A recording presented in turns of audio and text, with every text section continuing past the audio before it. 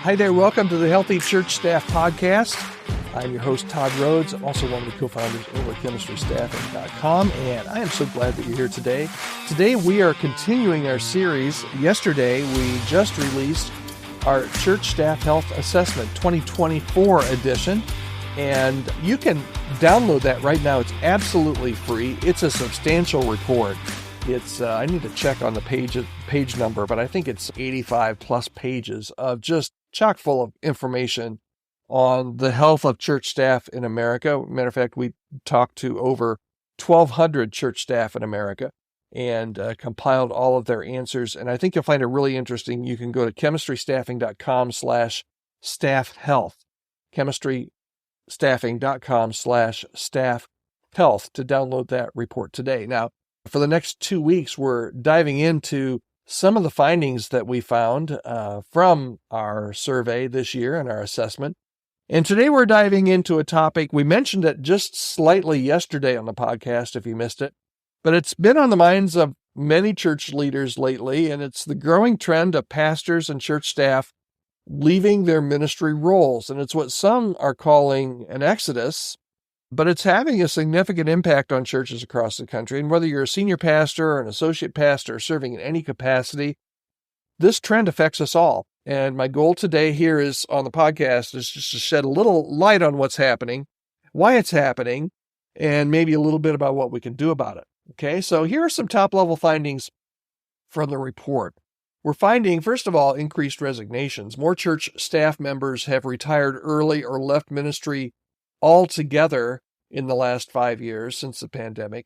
And this doesn't appear to be just a short-term blip. It's a significant shift in what we're seeing all across the board.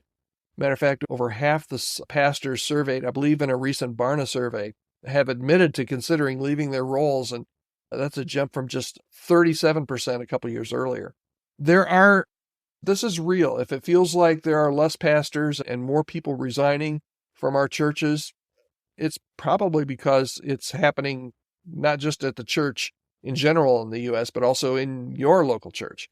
Okay? So number two, younger pastors are at risk. And this is interesting. Younger pastors are more likely to consider leaving ministry than their older counterparts. It's the stress. It's the shifting priorities. We saw that through the pandemic for sure. Perhaps it's the changing nature of ministry itself, but it seems to be taking a heavier toll on younger pastors. Calling, I've discussed this before on the podcast, I think. Calling is defined differently by different generations, and younger folks, older generations like mine, felt like they had a specific calling to church ministry. Younger generations a lot of times feel they have a calling, but it's maybe not, it's a little bit more general. So we're seeing a lot of younger pastors resign from full-time ministry, either go part-time or volunteer, or maybe go to work at a local Christian nonprofit, those kind of things. Those are happening more often here since the pandemic. And then third, there are some succession challenges. The trend just isn't about current staff, it's about the future too. And many churches are struggling to find mature, younger successors because of what I just mentioned for their retiring pastors. So the pipeline of future church leaders it's looking a bit sparse right now. This is nothing new. We've seen this coming for about the last 25 years or so. We've needed to rebuild our bench, and we just haven't been able to do it. Many seminaries and Christian colleges are closing down. We've not taken leadership development and call to ministry very seriously in a lot of our local churches. And this is causing some real pipeline issues, particularly with those younger people that are hopefully going to go into the ministry. Let's analyze this just a little bit. Why are we seeing some of this exodus? Well, I think there's probably a few factors at play. First, there's burnout. Many pastors are overwhelmed by the constant demands and emotional energy that's required, but sometimes unrealistic expectations placed on them.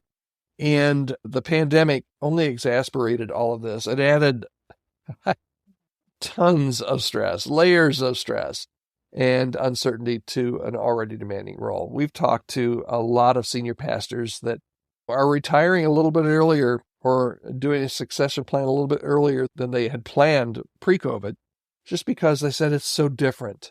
It's so different now, and I just don't know what to do.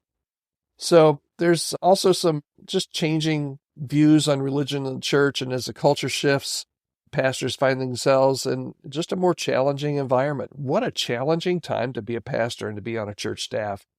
And a lot of times your role is not as clearly defined or as highly valued as it once was. And a lot of times this can lead to a sense of isolation and even questioning one's calling. And we're seeing a lot of people do that. So how do we improve this? How can churches improve this in the next year? Because this isn't just a national trend. This is something that's going to, if it hasn't already, it's going to hit you and your church as well. And so how can we attract great staff? How can we keep the great staff that we have?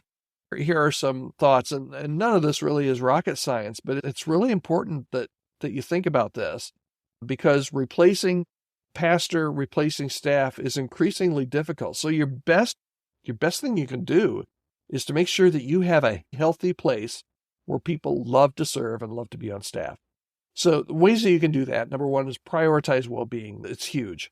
Churches need to make pastoral well-being a priority, and this means encouraging time off and providing resources and counseling and creating a culture where pastors feel valued and appreciated. It's about recognizing that pastors, you can't go full bore all the time. You're not immune to stress and burnout. So prioritize well-meaning. Foster collaboration. Break down those silos. We work with churches quite often that have different silos between the leadership team and the staff team and the elder team and the volunteers and the volunteer leaders. It's crazy. Encourage collaboration, share responsibility, be a team player, and then invest in leadership development. We've got to be intentional about raising up the next generation of leaders. We really do.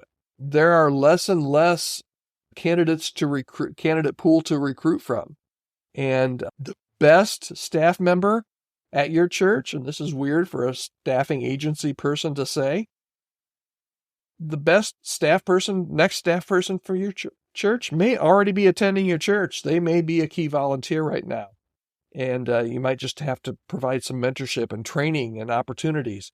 And we offer all of that at Chemistry Staffing. If you've got a high-level volunteer that you think just needs a little coaching and mentorship, reach out to me. I'd love to help you out there. So here's the bottom line, what I want to talk about today. The exodus of church leaders, people leaving ministry, it's real, and it's something that absolutely we got to pay attention to. But it's also an opportunity. And I'm always a both and kind of person. I'm a glass half full rather than glass, careful there, Todd, glass half empty type of a person. So I do believe it's an opportunity. It's a chance to reshape the future of church leadership in a way that's healthier and more sustainable and more aligned to the needs of our congregations and our communities. So here's an action step for today, for this year.